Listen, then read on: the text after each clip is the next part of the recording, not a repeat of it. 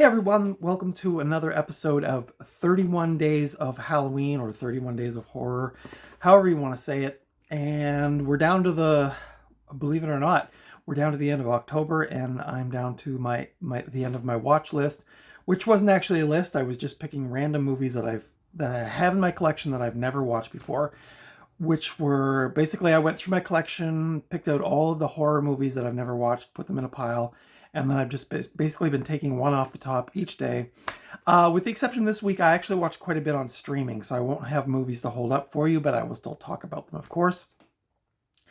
And originally I was going to wait till Halloween and just do like the last stretch, but I figured I'll do this, and then Halloween Day, which I believe is Thursday, I'll drop a video and it'll have my last 3 or 4 movies on it or whatever. So and I do have a few. I did thrifting was not good this past week, but I do have a few things that I will show you that I picked up.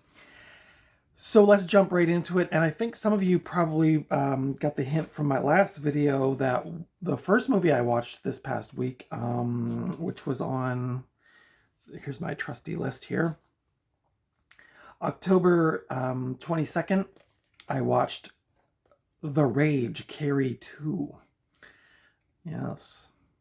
Now, I picked this videotape up last year, I think, in a neighboring town. I found an old video store, an old video rental store, and the old fella that was running it still had a wall of VHS, and they were for sale, and they were like $2 a piece. So I went in and grabbed a bunch, and this was one of them. Comes on a cool red tape, which is kind of cool if you're into that kind of thing. This was directed by Kat Shea, who also directed the 1992 film Poison Ivy with, I think it was Drew Barrymore. It's been a long time since I've seen that one. This particular film, The Rage, Carrie 2, stars Emily Bergel, Jason London, who I always remember from Mallrats, Amy Irving reprising her role from the original film, which was, of course, Carrie, and a surprise actor in here, which I don't even think he's mentioned in the credits, but John Doe from the legendary punk rock band X plays Carrie's father in here. Is that her name in the movie? I can't remember. No, Rachel. He plays Rachel's father. So yeah, X is one of my favorite bands, and so I really nerded out when I saw John Doe in there. He was also in like Great Balls of Fire, I think. The Jerry Lee Lewis movie biopic, but yeah, anyway, it was just really cool to see him. Sorry, I'm just kind of geeking out because I love John Doe. If you've never listened to X, go back and listen to some of the 70s X. Even into the 80s, they were still really good, and they're still going and touring as far as I know. I kind of lost touch with them, but this film is a 1976 the sequel to the 1976 film, based on the novel by Stephen King from 1974 called Carrie. The Rage, Carrie 2, was a box office bomb when it was released, grossing $17 million against a $21 million budget. This film was originally, apparently, I just read online, it was originally going to be a movie called The Curse, and it was going to have nothing to do with Carrie. And this movie got stalled out a bunch of times, and eventually the story was rewritten to be a sequel for Carrie. Yep. My thoughts on this film. Now, I've heard in recent years from other horror movie fans that this was actually not that bad, but I always avoided this. I always thought, come on, there's no way this can be good. Carrie was so good. But I was actually pleasantly surprised. I thought it was well executed. I thought the main actress was really, really good in it. Emily Bergel, I hope I'm saying that right. But she really carried the movie. I thought she was really convincing in the role. Unlike Sissy Spacek in the original Carrie, Emily Bergel's character, Rachel, is like sort of like I don't say like goth girl, but she's a bit more hard-edged than Sissy Spacek's character. And I don't know, I kind of was... You're kind of like rooting for them in a weird way. In this one, it's like basically a bunch of jocks are like keeping tally of who they had sex with, and like almost like a competition. And Rachel doesn't realize that at the time, and she's getting in with that fella I just mentioned, Jason London.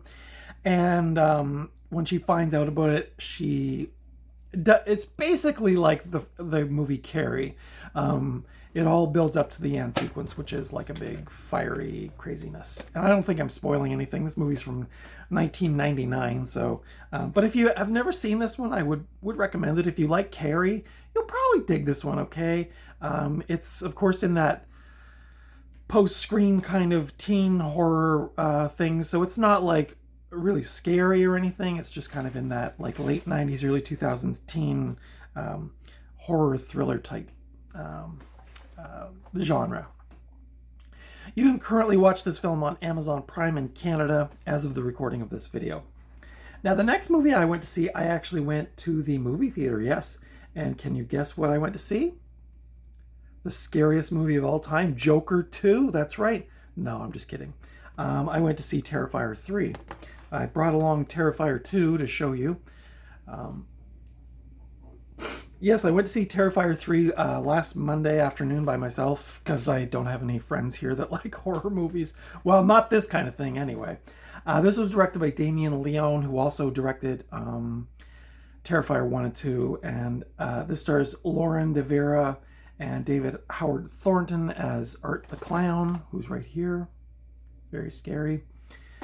This movie is exploding at the box office, and nobody can quite figure out why. It's one of those like a movie that, well, I mean, it didn't come out of nowhere because obviously there was 2 movies before this, but the second Terrifier movie did do quite well, and this one has just blown away Joker 2 and all other competition as far as I know.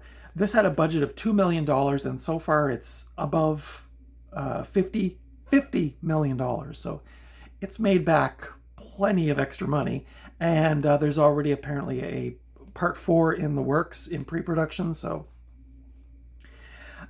this movie, I meant to say Carrie currently has a rating of 23% on Rotten Tomatoes and a 4.8 out of 10 on IMDb, but don't let that sway you. Back to Terrifier 3, this currently has a 76% on Rotten Tomatoes and a 6.8 out of 10 on IMDb. The whole time I was watching it, it is a Christmas movie. It's based around the Christmas time or leading up to Christmas. And the whole time I was watching it, because if you know anything about Terrifier, which I'm sure most of you do, it's like extremely graphic, extremely gory. It's just extreme in general. And the whole time I was watching it, I was thinking back to the articles I read like a couple of years ago about how when Silent Night, Deadly Night came out, there was this huge kickback, and mothers and fathers were protesting at the movie theaters saying like, how dare you ruin Christmas, and how dare you make us this horrible, horrible movie about Christmas. This is a sacred thing, and blah, blah, blah. That was like, what, 1982 or 83 or something like that. And flash forward like 40 years later, and we get Terrifier 3, which is like, I mean, it makes Silent Night, Deadly Night look like Mickey Mouse, and that's all I could think about. Now, I'm sure there's some groups out there or people who have protested this movie because it is set at Christmas and it's extremely graphic, but that's all I could think about when I was watching the movie. I was just like, this is like, Silent Night, Deadly Night is nothing compared to this, and that got so much hate at the time. This movie is currently in theaters, and I believe the physical media release is coming out later in December of this year, so I'll definitely be grabbing a copy of that on Blu-ray or 4K if we get one. Yeah, it was, I'd say it was on par as far as goriness for the second one, as far as compared to the second one. I'm not going to lie, by the end of Terrifier 3, I was like, I had enough. I was like, I want to leave here and go home and watch like Mickey Mouse. I don't know. It did bother me a bit. The second one, honestly, the bedroom scene did bother me a bit when I was watching it on the TV. This one here. But I have this weird sick fascination with them too, which I think is a lot of people's deal with these movies. You kind of don't, it's like a car accident. You don't want to look, but you have to get a little peek. And Terrifier 3 did not disappoint in that field. The opening scene, which, I don't want to give it away because this movie's still in the theaters, but the opening scene, which is like, I believe it's supposed to be Christmas Eve. There's a little girl. Now, to quell some of your concerns, because I know when the trailer hit YouTube, a lot of people were protesting, saying that, you know, we can't have this Art the Clown killing little kids. So it's not kind of what you think, but it is still quite graphic. But the opening scene's actually kind of cozy. It's like Christmas Eve. The tree lights are on. Everybody's in bed except for the little girl, and it's got this, I don't know, it had like a real like almost like cozy vibe. So I was watching it, I was like, oh, I'm almost like getting excited for Christmas, and then of course all hell breaks loose. But the ending part of this movie, like the last half an hour, is so incredibly graphic. So if you're not used to this stuff and you don't want to watch that kind of stuff, then you should definitely go see Joker 2. But if you're really in for some gore and you love your gore mixed with Christmas and you like Art the Clown, he is enjoyable in this movie. He's got a lot of course, little funny parts in it. Then I would recommend it to those people. But just tread easily. There's a video out I saw yesterday of people's reactions watching this movie, and apparently there's like people throwing up and fainting, which we go through this whenever one of these types of movies comes along, but it's very, very extreme. So if that's not your bag, then just go ahead and skip this one. So yeah, I was glad to see that. You know, the Terrifier movies aren't movies that I think I'm going to go back and watch like all the time, but if I'm in the mood for like extreme gore, you know, it'll fit the bill. The next movie I watched, which was a total flip of the coin. The next two movies actually are kind of like more like family friendly. Oh, I finally got around to watching my copy of The Monster Squad, which I picked up in a recent thrifting haul. I've seen this movie once on cable TV, but I have not seen it in a long time, so I was kind of excited to rewatch it. And as you know from my previous videos, I've been really more into like family, kind of like lighter type movies. So I think I actually might have watched this after I got home from Terrifier, because I was like, I need to bring it down a bit. Monster Squad from 1987. This is a horror comedy directed by Fred Decker, who also did Night of the Creeps and RoboCop 3. The stars Andre Gower, Duncan Rieger, Stephen Mocht, Stan Shaw, and Tom Noonan. Upon release, this movie was not a success in the movie theater in 1987. It got kind of mixed critical response, but it has, of course, as probably most of you know, become a cult favorite. This is the 2-disc set from Maple. Boop. Boop. It's kind of a cool mix between like a preteen kind of adventure story and like mixes in like Universal monsters, but like not the official Universal monsters, just kind of like lookalikes, I guess, as far as I know. But the monsters look like they're based on the Universal monsters. I was thinking like Goonies, you know, kind of vibe. It's definitely like sort of like that. I don't know, you could fit it within like Little Monsters or Goonies, or I'm trying to think of other movies like that. But it's like a bunch of young kids and monsters, basically. So, and they're trying to save the town or whatever. I was kind of nervous because I picked this DVD up, and as you may remember from my thrifting haul video, the special features disc is all scratched up, so I didn't know if it would play, but guess what? It did actually play, so I was really happy with that. So the Universal monster type creatures are in here. I thought overall they were pretty good, but I really liked the werewolf. I like whoever the actor was playing the werewolf. I thought he really did like a good physical presence on stage, or on screen, I should say.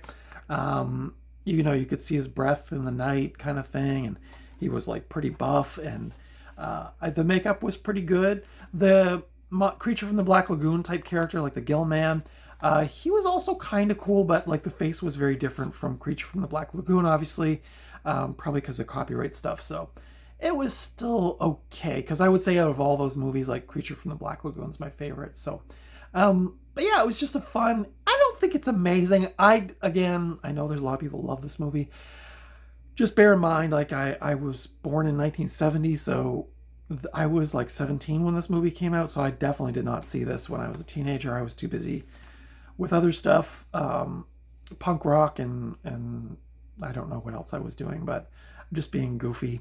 But I wasn't I wasn't watching this movie in the 80s, so I don't. It doesn't have that nostalgia for me like for a lot of people.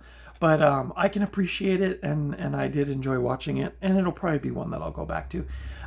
Some of the scenes in it were pretty spooky, actually. The graveyard scene, in particular, was very, like, corpses coming up out of the ground and stuff like that. I was thinking if I was a little kid, this would probably be really scary. So this is probably more for like preteen kind of kids and up.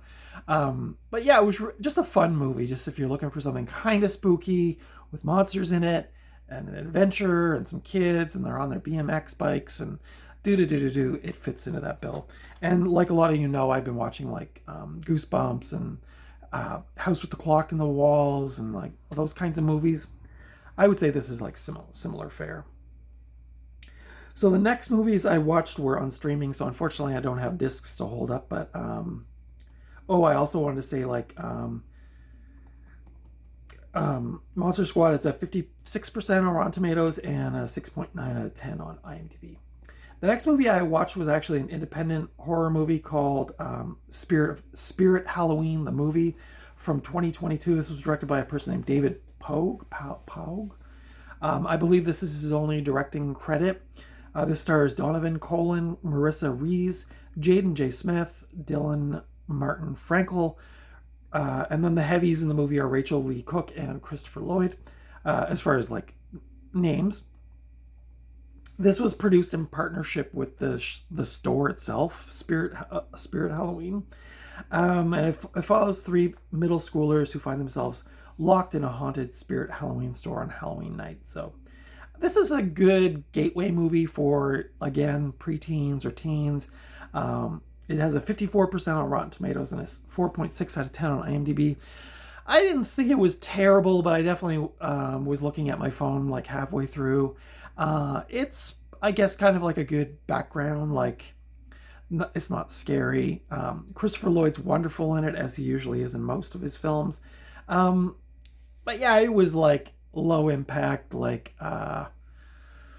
like Stranger Things meets Spirit Halloween kind of thing, or like something along those lines. It's like a good gateway movie. I again was looking for like lighter fare after Terrifier 3, so I decided to watch that. I heard some pretty good things about it, so I decided to give it a shot, and it was pretty well executed for an independent movie. I don't know how well it did. It kind of got like mixed reviews, but I thought it was enjoyable, and like if you like that vibe of like Spirit Halloween, and you like the Goonies and things like that, again, much like Monster Squad, this would be like that kind of jam. So yeah, not bad for a little horror movie, a little indie horror movie. The next one up that I watched was on streaming as well. It was the House That Dripped Blood from 1971. It's a horror anthology film directed by Peter Duffel and made by Amicus Productions. This stars Christopher Lee, Peter Cushing, Denholm Elliott, and the always lovely Ingrid Pitt. This is an anthology film, so it's got 4 or 5 little stories in it. I think 4. I thought the first 2 were okay.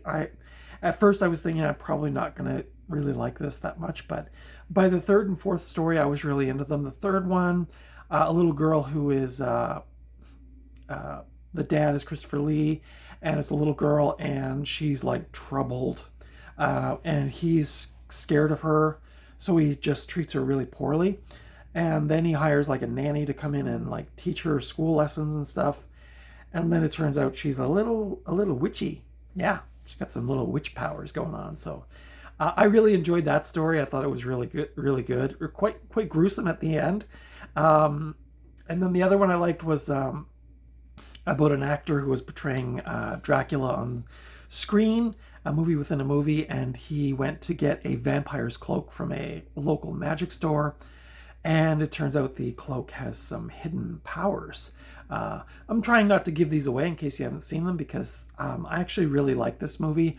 I'm a big fan of 70s, late 60s into the 70s Hammer movies or Amicus or things like that. Christopher Lee, you know, Peter Cushing, Vincent Price, all of those guys, I love them. Denholm Elliott was really good in this. Ingrid Pitt, I love Ingrid Pitt, and she was great in this as well. So yeah, it was enjoyable. If you're looking for like Vault of Horror or things like that, Tales from the Dark Side, this kind of fits all in there. If you like those anthology movies, I like anthology movies because you get a little bit of a thing and then it goes to another thing, and I find, maybe it's with my OCD, I find like I can concentrate on a 15 or 20 minute movie easier than like a 2.5 hour movie. So yeah, I thought this was a great little 70s anthology horror movie from Amicus. This has a 92% on Rotten Tomatoes and a 6.5 over 10 on IMDb. Would recommend that to people who, again, like those kinds of 70s hammer horror type movies. It's got all of those vibes, and it's a great, as it turns out, it was a great movie to watch before Halloween. And the last movie I watched, which is another movie I avoided for a long time, and that's Black Xmas from 2006, which is a remake of, sort of loosely, of the 1974 film Black Christmas. This was directed by Glenn Morgan, who also directed the movie Willard in 2003 with Crispin Glover. This stars Katie Cassidy, Michelle Trachtenberg, Mary Elizabeth Winstead, who you might know from Scott Pilgrim and the 2011 The Thing. And this also stars Andrea Martin, who was in the original Black Christmas and is a SCTV alumni for all my Canadian viewers. This is a loose remake or reimagining of the 1974 film. In December 2006, upon anticipation of the release, the film did actually get some criticism from religious groups due to the graphic nature. And again, like going back to Terrifier, this depiction of graphic violence on Christmas.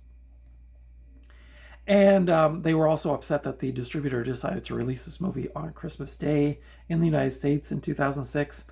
The director of the original Black Christmas from 1974, Bob Clark, was an executive producer on this film. And I think he only did one other film after this before he passed away. So rest in peace, Bob Clark. Bob Clark also did A Christmas Story, which is a very different fare, but also another excellent Christmas movie. Yeah, I was pleasantly surprised by this movie. I don't think it's as good as the original Black Christmas, of course, but it's not a bad holiday watch. It had some good stuff going on in it. Some good spooky Christmas vibes. But yeah, I don't know. It was weak compared to the original, I think. I have not seen the 2019 one, and according to a lot of people, I should not see that movie. So I'll probably just go ahead and avoid that one. But in the last couple of years, I've noticed a lot of people talking about Black Xmas from 2006. So I thought, you know what, I'll give it a shot. I know it's not going to be super scary.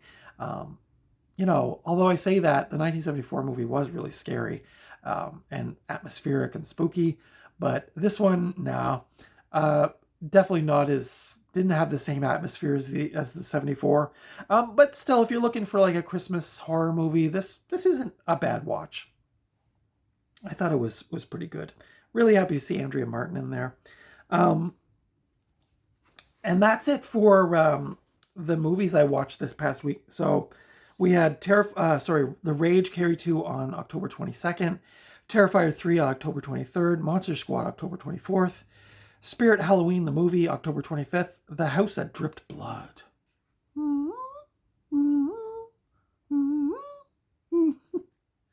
That's for all my Canadian fans again. On the 26th. On the 27th, I watched Black Xmas from 2006. I'll tell you where you can watch these movies too. So Black Xmas in Canada, you can watch on Amazon Prime as of the recording of this video. The House of Drip Blood you can watch for free on the Plex app in Canada as of the recording of this video. I believe I watched it on YouTube for free, but I'm not saying you should do that. Spirit Halloween the movie is on Tubi for free with ads. Monster Squad, you have to rent that. As far as I know, it's not on streaming in Canada right now.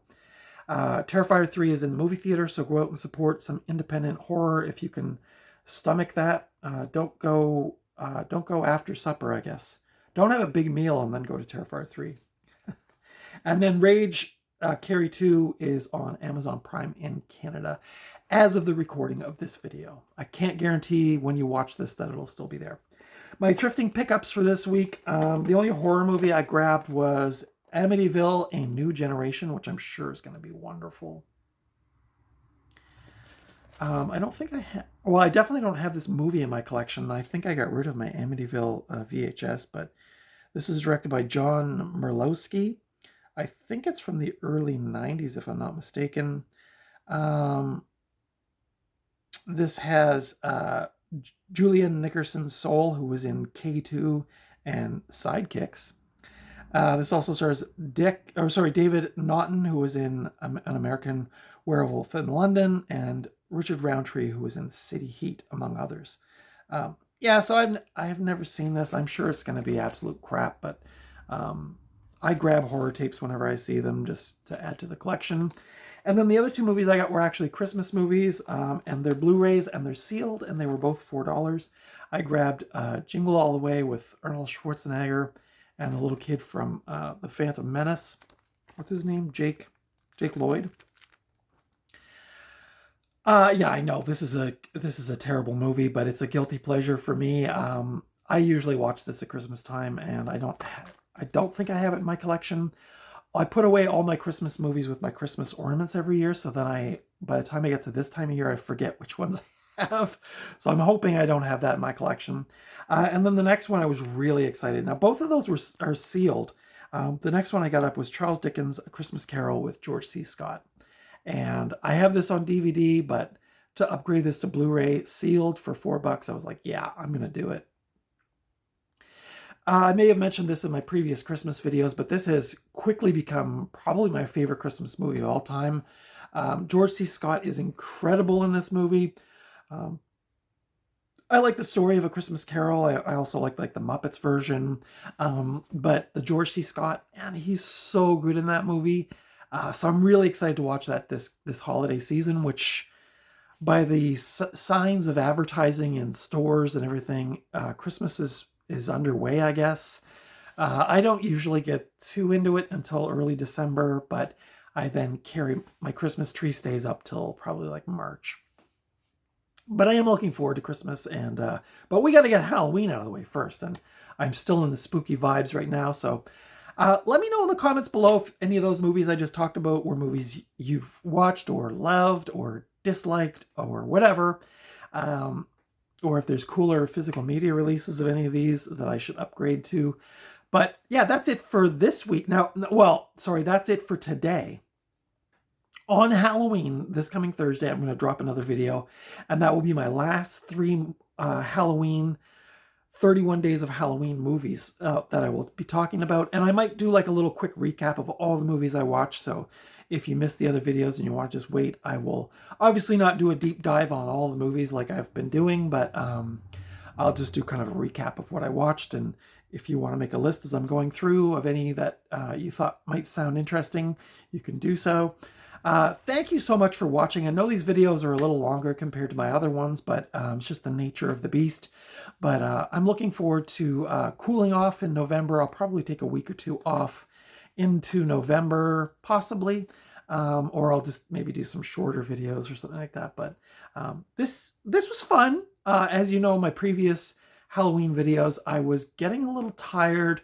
I find it really hard to watch a horror movie every day. Like, some days I watch horror movies, and then other days I want to watch something totally different. So it was a bit of a struggle, but I got through it. So shout out to the folks who suggested that I do this challenge or whatever. I did have fun. I'll probably do it again next year, but maybe I'll shake it up and do like my favorite 31 movies, horror movies or something like that. I'll do something different next year. But anyway, that's it for today. Thank you so much for watching. Leave your comments below. Let me know what you think about those movies, or just say hello. I love hearing from people. Yeah, consider subscribing if you haven't already. Follow me over on Instagram at Night Owl Video, where occasionally I post, but I'm not very active on there. So tune in this coming Thursday, Halloween Day, and I will have another video for you of my last 3 31 Days of Halloween movies that I watched, and hopefully I'll try to pick some cooler ones. I know of one that I'm going to watch that is an older black and white one, which I have not seen yet. I don't know if I mentioned this at the beginning, but all of these movies are movies I have not really watched for the most part, or they're movies I haven't seen in a long time. So they're kind of like rewatches. So anyway, that's it for today. Thank you so much for watching. Until next time, I will see you at the video store or at the thrift store or just out and about somewhere. But until next time, take good care of yourselves. Get excited for Halloween. I do have a costume, but I have nowhere to go. So I don't know. Where I live, I'm not imagining there's going to be a lot of kids coming to my door. I live on a really busy highway out in the middle of the sticks. So I am not anticipating trick-or-treaters, but I might go over to my mom, my sister's house and get dressed up. I don't know. We'll see. But that's it for today. Thanks again, and I'll see you in the next video.